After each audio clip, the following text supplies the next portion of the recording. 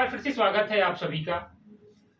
Unit digit के पिछली video में हमने सीखा कि किस प्रकार से इकाई का अंक बदलता है जब हम अलग अलग अंकों के ऊपर अलग अलग घात लगाते हैं। आज हम इकाई के अंक के कॉन्सेप्ट पर आधारित कुछ प्रश्न लेंगे जो पुरानी परीक्षाओं में आए हैं, जिससे आपको इसे और समझने में आसानी होगी और हम जान पाएंगे कि हमारी परीक्षा में इससे संबंधित कैसे सवाल आ सकते हैं। चलिए देखते हैं इस सवाल को कैसे बनाएंगे। ये एसएससी 2011 की परीक्षा में आया हुआ एक सवाल है।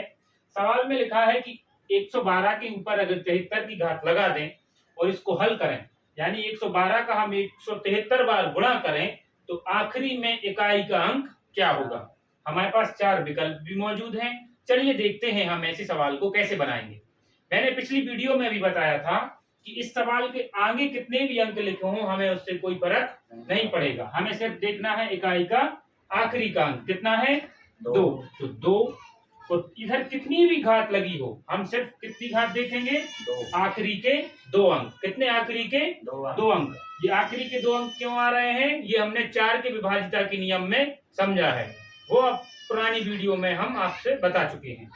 इसमें हमें क्या करना है, 4 से करेंगे हम भाग, क्योंकि 2 एक ऐसा अंक है जिसमें 4 की घात पुनरावृत्ति, हर 4 के बाद एक पुनरावृत्ति होती है, यानी हर 4 की घात के बाद वही अंक आता है। याद है कि नहीं? तो इसमें हम कितने से भाग लगाएंगे, 4 से। यानी 73 में हम जब 4 से भाग लगाएंगे तो देखते हैं कितनी बार कटता है। इसको देख के इसमें हमें पता करना है कि शेषफल कितना बचेगा। तो आ जाएगा ये 4 एकम 4 बचेगा 3 33, 8 चौको 32, यानी शेषफल बचेगा 1। ऐसे ना, जब हम 73 में 4 से भाग लगाएंगे तो शेषफल कितना बचेगा, 1। यानी 2 के ऊपर कितने की घात, 1। और हमें पता है कि 2 के ऊपर 1 की घात का मान कितना होता है, 2। यानी कि इस सवाल का हमारा सही जवाब क्या हो जाएगा, 2। अगला सवाल देखते हैं जो कि एसएससी की परीक्षा 2012 में पूछा गया है कि संख्या 57 के ऊपर 25 की घात ऋण 1 को अगर हम हल करेंगे तो अंतिम अंक क्या होगा। अंतिम अंक यानी इकाई का अंक। इसको ज्ञात करने के लिए मैंने पहले ही बताया कि हमें आगे से कोई मतलब नहीं, सिर्फ हमें देखना है आखिरी का अंक कितना है, 7। 7 के ऊपर कितनी घात लगी है, 25 की, यानी कि इसमें अंतिम 2 अंकों में हमें कितने से भाग लगाना है, 4 से। जब हम 25 में 4 से भाग लगाएंगे तो शेषफल कितना बचेगा, 1। 24 तो कट जाएंगे, सिर्फ कितना बचेगा, 1। यानी 7 के ऊपर 1 की घात और कितना लिखा है, ऋण 1। हमें सबको पता है कि 7 के ऊपर 1 की घात का मान कितना होता है, 7। और 7 में से जब 1 घटेगा तो कितना आ जाएगा, 6। बिल्कुल सही, यानी कि जो हमारा आंसर है वो ऑप्शन नंबर ए 6। देखते हैं हमारा अगला प्रश्न। यह बहुत ही अच्छा प्रश्न है, यह भी 2012 CHSL में पूछा गया प्रश्न है। कहा गया है कि इसको हल करने पर इकाई का अंक क्या होगा। ठीक है, तो देखते हैं ऐसे सवाल को हम कैसे बनाएंगे। हमने पिछली वीडियो में सीखा कि 0 के ऊपर आप कितने की भी घात लगा दें उसका मान हम आखिरी अंक इकाई का अंक हमेशा कितना होगा, 0 होगा। तो यहाँ इकाई का अंक है 0 और 0 के ऊपर कितने की भी घात लगाएंगे उसका मान होगा 0। प्लस लगा है, हम प्लस लगा लेंगे। 1 के ऊपर भी कितने की भी घात हो, कितने की भी घात हो उसका इकाई का अंक हमेशा कितना आएगा, 1। तो यहाँ भी इसका पूरे का इकाई का अंक कितना आ जाएगा, 1। यहाँ देखेंगे इससे हमें कोई मतलब नहीं, सिर्फ कितना, 2 के ऊपर लगी है 2 की घात। हमें पता है 2 के ऊपर 2 की घात यानी 2 का वर्ग, उसका मान होता है 2 दूनी 4। बहुत बढ़िया, प्लस लगा है, प्लस लगा लेंगे, प्लस के 4। यहाँ प्लस है, फिर से प्लस लगा लेंगे। इकाई अंक कितना है, 3। 3 के ऊपर भी कितने की घात है, 2 की घात, जिसका मान होता है 3 त्रिका 9, यानी 3 का वर्ग कितना हो जाएगा, 9। 3 का वर्ग कितना हो जाएगा, 9। इन सबको जोड़ लेंगे, 9 और 1 हो जाएगा 10, 10 और 4 हो जाएगा 14। लेकिन हमें सिर्फ क्या चाहिए है, इकाई का अंक। तो 14 में इकाई का अंक क्या है, 4। यानी कि इस पूरे सवाल को हल करने में भी इकाई का अंक कितना आएगा, 4। Option D is the correct answer. एक और सवाल देखते हैं कि कैसे इसे यूनिट डिजिट में से बनाया जा सकता है। सवाल है कि इतनी इतनी इतनी इतनी और इतनी संख्याओं के जब हम गुणनफल करेंगे तो इसके इकाई के अंक में क्या आएगा। देखते हैं इसको कैसे बनाते हैं। उम्मीद है आप भी सीख रहे होंगे और बनाने की कोशिश कर रहे होंगे। इसमें मैं एक छोटी सी बात सिखाना चाहता हूं जिसके लिए मैंने ये सवाल लिया है। जब भी ऐसा सवाल हो जब गुणनफल में हमें पता करना हो कि इकाई का अंक क्या होगा, तो हम एक तो छोटी सी बात नोटिस करेंगे कि इकाई में जब 5 हो, क्या हो, 5 हो, तो हम देखेंगे कि कोई सम संख्या तो है अगर इकाई में कोई सम संख्या अगर इकाई में है तो देखेंगे ध्यान से, क्योंकि 5 का जब हम गुणा करेंगे किसी भी संख्या में तो या तो आएगा 5, अगर विषम संख्या में गुणा करेंगे तो 5 आएगा, और सम संख्या में गुणा करेंगे तो आएगा 0। सम संख्या में गुणा करेंगे तो 0 और विषम संख्या में गुणा करेंगे तो 5। तो यहाँ मैंने देखा कि इकाई में 5 है और यहाँ है 8। जैसे ही मैं 5 का 8 में गुणा करूंगा आ जाएगा 8 पंचे 40 का 0। और हर एक व्यक्ति को ये बात पता है, हर एक बच्चे को ये बात पता है कि जब 0 से किसी भी संख्या का गुणा होगा तो कितना आएगा, 0। ये बिल्कुल आसान सवाल है कि जैसे ही हमने देखा कि इधर 5 है उधर 8 है, इनका गुणा होगा कितना, 40 यानी 0। इनके इकाई का अंक 0 आएगा और 0 से हम किसी भी संख्या में गुणा करेंगे उसका आंसर भी कितना आएगा, 0। यानी इस पूरे सवाल को हल करने पर जो इकाई का अंक होगा वो कितना होगा, 0। उम्मीद है आपको ये समझ में आ रहा होगा। एक और सवाल के माध्यम से हम इसे और अच्छे से सीखते हैं कि कैसे इकाई अंक के सवाल हमारे पेपर में आ सकते हैं और हम उन्हें कैसे बनाएंगे। जैसे कि आपको अपनी स्क्रीन पर ये सवाल दिख रहा होगा, ये अभी हाल ही में एसएससी 2018 में पूछा गया सवाल है। इसमें हमें एक सवाल दिया गया है और पूछ रहे हैं कि इसको हल करने के बाद इकाई के अंक में कौन सा अंक होगा। चलिए तो देखते हैं ऐसे सवालों को कैसे बनाएंगे। हमें पहले नंबर इनसे कोई मतलब नहीं है, सिर्फ हम इकाई के अंक कर रहे हैं तो कितना चाहिए हमें, 3। कितना चाहिए, 3। और 3 के ऊपर हमें पता है कि 3 की हर 4 के बाद बारंबारता होती है, तो हम सिर्फ कितना लेंगे, 44, और 44 में देंगे 4 से भाग, तो कितना आएगा, 44 में 4 से भाग देंगे तो शेषफल आ जाएगा 0। शेषफल 0 आ जाएगा, या हम कह सकते हैं कि 4 आ जाएगा। अगर हम 4 को 40 बार 4 से 40 काट दें तो बचेगा कितना, 4। तो हम ध्यान रखेंगे यहाँ 0 की घात नहीं लगाएंगे, कितने की घात लगाएंगे, 4 की घात लगाएंगे। ठीक है, माइनस लगा है, माइनस लगा देंगे। हमने सीखा कि 5 के ऊपर हम किसी भी अंक की घात लगा दें। 5 के ऊपर 0, 5, 1 और 6 के ऊपर किसी भी संख्या की अगर घात हो तो वही अंक आते हैं। जैसे 5 के ऊपर किसी भी संख्या की घात लगा दें हमेशा कितना आ जाएगा, 5। यहाँ भी देखेंगे 1 के ऊपर किसी भी संख्या की घात लगाएंगे कितना आएगा, 1, तो -1 लिख लेंगे, प्लस लगा है प्लस लगा लेंगे।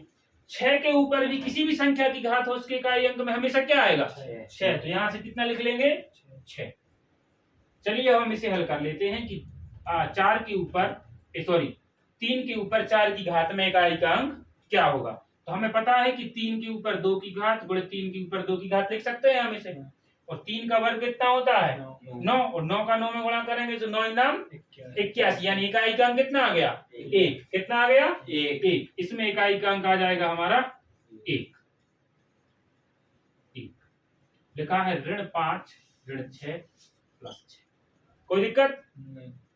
इसको जब हम हल करेंगे तो देखेंगे कि ये 5 और 1 कितना हो जाएगा, 6। 6 प्लस का है और 6 माइनस का है, तो 6 से 6 कट जाएगा, सिर्फ कितना बचेगा, कितना बचेगा, 1। यानी कि हमारे सवाल का जो सही आंसर है वो कितना है, 1। ये +6 से ये -6 कट जाएगा, 6 में से 6 जाएंगे कट जाएंगे, सिर्फ कितना बचेंगे, 0, सॉरी 1 बचेगा। यानी इसको काटे 0 से बचेगा कितना, 1, और 1 हमारे एक आंसर में है, यानी कि इस सवाल में इकाई का अंक क्या होगा, 1। एक और आए हुए सवाल के माध्यम से हम इसे सीखेंगे और इस पर अपनी पकड़ मजबूत करेंगे। उम्मीद है आप लगातार सीख रहे होंगे। चलिए देखते हैं इस सवाल को हम कैसे बनाएंगे। इसमें भी हमें इकाई का अंक ज्ञात करना है। तो सबसे पहले मैंने बताया कि इन सबसे हमें कोई मतलब नहीं है, सिर्फ हम कितना लेंगे, 2, और 2 की कितनी की भी घात लगी हो सिर्फ कितने अंक, आखिरी के 2 अंक। तो जब हम इसमें 4 से भाग लगाएंगे देखते समझ में आ रहा है कि इकाई के अंक कितने बचेंगे, सिर्फ 2। यानी इस पूरे में इकाई का अंक कितना आ गया, 2 के ऊपर 2 की घात। कौन सा चिन्ह लगा है, धन लगा लेंगे। यहाँ से इकाई का अंक कितना है, 3, और 3 भी ऐसा अंक है जिसकी बारंबारता कितनी है, 4 है। तो यहाँ भी देखेंगे इसमें हम 4 से भाग लगाएंगे तो कितना बचेगा, 3। तो यहाँ जो शेषफल बचा वो हो गया 3। हमें पता है 2 का वर्ग कितना होता है, 4 धन, और 3 का घन होता है 27, और 27 में इकाई का अंक कितना है, 7। कितना है 7। जब हम 7 में 4 जोड़ेंगे तो कितना आ जाएगा 11, और 11 में इकाई का अंक क्या है 1, यानी कि इस पूरे सवाल को हल करने पर इकाई का अंक जो आएगा वो कितना है 1। ये बी वाला 1 हमारा सही आंसर होगा।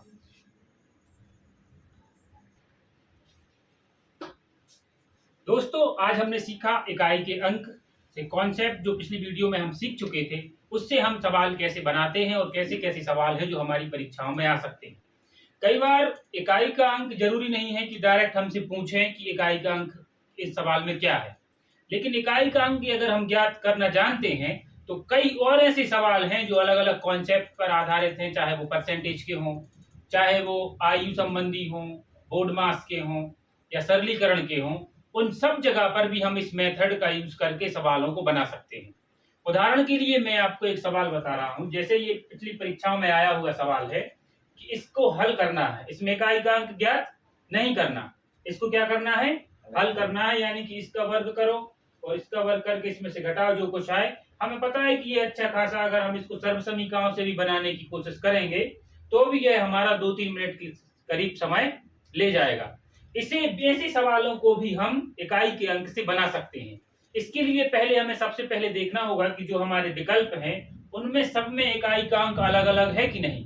तो ये सवाल जो परीक्षा में आया हुआ है, हमें दिख रहा है कि सभी विकल्पों में इकाई का अंक अलग अलग है। जैसे ही हमें ऐसा समझ में आ गया कि इकाई का अंक अलग अलग है तो हम पूरा आंसर ना निकालने की बजाय सिर्फ क्या निकाल लेंगे इकाई का अंक, और जो भी हमारा इकाई का अंक निकलेगा और ऑप्शन में जिस भी ऑप्शन में वो है वो हमारा क्या हो जाएगा सही आंसर हो जाएगा।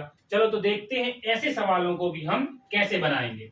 जैसे कि इस पर लिखा है 9 के ऊपर कितने की घात 2 की घात। पिछली क्लास में हमने सीखा है कि जब भी 9 के ऊपर सम अंक की घात हो, कितनी हो सम अंक की घात हो, उसका मान हमेशा कितना होता है 1। यानी कि जब हम इसको हल करेंगे या ऐसा भी कर लेंगे 9 के ऊपर 2 की घात यानी 9 नाम 81, यानी इसका यूनिट डिजिट कितना आ जाएगा 1। इस संख्या को वर्ग करने पर इकाई का अंक कितना आएगा 1। माइनस लगा है माइनस लगा लेंगे। यहाँ देखेंगे 8 के ऊपर कितने की घात है, सिर्फ 8 से मतलब है 8 के ऊपर कितने की घात है 2। इसको भी हम हल करेंगे तो 8 अठैया 64, यानी इकाई का अंक कितना आएगा 4, यानी कि 1 माइनस आ गया 4। ठीक है, जब हम 1 में से 4 को घटाएंगे तो कितना आ जाएगा ऋण के 3, लेकिन हमें पता है कि इकाई का अंक ऋण का 3 नहीं हो सकता। जब भी हम इकाई के अंक को हल करें और हमारे आंसर में ऋण 3 या कोई भी ऋण की संख्या आ जाए तो उसको धन बनाने के लिए अपने मन से 10 जोड़ देंगे। कितने जोड़ देंगे 10। तो जैसे ही हम ऋण 3 में 10 जोड़ेंगे कितना आ जाएगा 7। कितना आ जाएगा 7, क्योंकि जो 3 है वो काय के हैं माइनस के और 10 है प्लस के, तो कितना आ जाएगा 7। यानी कि जिस भी विकल्प के इकाई का अंक 7 है वही हमारा करेक्ट आंसर है। यानी कि देखो कहाँ है 7 सी नंबर पे है, तो इसलिए आंसर क्या हो जाएगा सी। इससे हम एक और कॉन्सेप्ट सीखे कि जब भी हल करते समय हमारे इकाई के अंक में ऋण या ऋण की संख्या आ जाए तो उसमें क्या कर देते हैं प्लस जोड़ देते हैं। अगर हम इसे समझे कि ये कहाँ से आया तो इसे एक छोटे से उदाहरण के रूप में और हम समझ सकते हैं। जैसे हमसे कोई लिख दे हुए कि 14 माइनस 9, कितना 14 माइनस 9, तो 14 में से 9 घटाना तो कठिन है, तो हम क्या करते हैं एक इस तरफ से हासिल ही ले लेते। हासिल यानी क्या कि अब हम जो इकाई का अंक नहीं घटा पा रहे थे तो अब कहाँ पहुंच गए 2.5 पे। जब हम 4 को नहीं घटा पा रहे थे तो 4 में हमने 10 और जोड़ लिया तो कितना आ गया 14 में से घटा लेंगे। जब यही तो यहाँ हो रहा था कि 3 में से नहीं घटा पा रहे तो 3 में एक और जोड़ दिया तो कितना हो जाएगा 13 हो जाएगा कि नहीं। तो वही जो हासिल यहाँ इस रूप में लेते हैं, जब माइनस का आ जाए तो यहाँ इस रूप में ले लेते हैं। यानी कि जब भी माइनस की संख्या आए इकाई अंक में तो उसमें कितना जोड़ देंगे 10 जोड़ देंगे। कितना जोड़ देंगे 10, और इसमें से जब ये घटेगी तो कितना आ जाएगा 7। यानी कि इस पूरे सवाल में जिस भी ऑप्शन का इकाई में 7 है वही हमारा करेक्ट आंसर है। इस प्रकार हम इकाई के यूनिट डिजिट मेथड से बड़े बड़े सवालों को भी कम से कम समय में सेकंडों में इनको हम बना सकते हैं। लेकिन बस इसमें ये ध्यान देना है कि सभी विकल्पों के इकाई के अंक कैसे हों अलग अलग हों। ठीक है, जिस प्रकार C9 मेथड हमारे कई सवाल बनाने में मददगार है, उसी प्रकार जो इकाई के अंक ज्ञात करने वाली या यूनिट डिजिट मेथड है उससे भी हम कई सवालों को बना सकते हैं। इसमें अगर जैसे हमारे 5 सवाल भी अगर बन गए पूरी परीक्षा में, तो वो 5 सवाल काफी होंगे आपकी सफलता दिलाने में। उम्मीद करता हूं आपको ये चीजें समझ में आई होंगी। और इसके अलावा ये 2 सवाल मैं आपको होमवर्क में देता हूं। मुझे उम्मीद है कि आपने यूनिट डिजिट अच्छे से समझा होगा और ये 2 सवाल भी आप पर बनेंगे। पुरानी परीक्षाओं में आए हुए सवाल हैं। मिलते हैं अगली वीडियो में। आप अपनी पढ़ाई जारी रखें। तब तक के लिए नमस्कार, जय हिंद, जय भारत। एक तो लाइक और शेयर ठोक दीजिए महाकाल का, लाइक और शेयर ठोक दीजिए। करता हूं आपके लिए बेटा, ऐसा नहीं चलेगा, ऐसा नहीं चलेगा।